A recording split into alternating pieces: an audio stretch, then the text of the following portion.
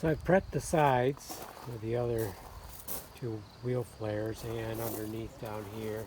Also, I decided to caulk along this edge, and wherever it was loose I added screws, especially on the other side.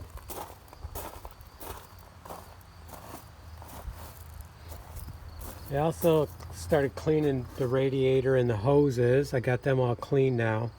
I set the radiator in and connected the two hoses on the bottom. So next I need to connect the bottom radiator hose, which comes up over to right here.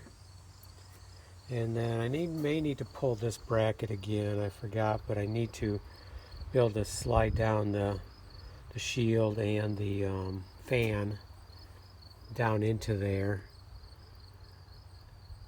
And then at that point I can connect this hose right here. Or no, I'm sorry.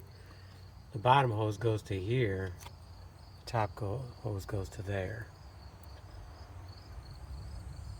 So I may need to pull these brackets again, so I give it another half an inch here, pulling the radiator back.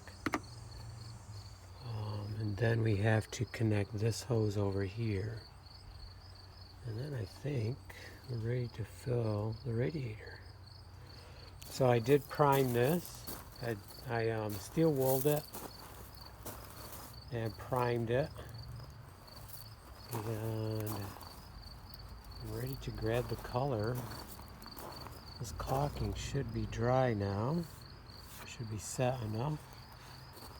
I also noticed my windshield wiper blades are shot, so I need to pick them up. And I measured the bed for a tonneau cover. Although that might be jumping the gun, because I know this bed needs to come off, and I need to repair underneath. Once I pull this liner out, there's going to be damage. So I do have a rivet gun, rivets, some metal set aside. I don't know how it's going to go. I've never done it before. I've done riveting with metal and stuff, but not sure how bad this is, but we're going to find out, and we're going to fix it. Okay, let's start putting that hose on, and then I do think I need to order this hose.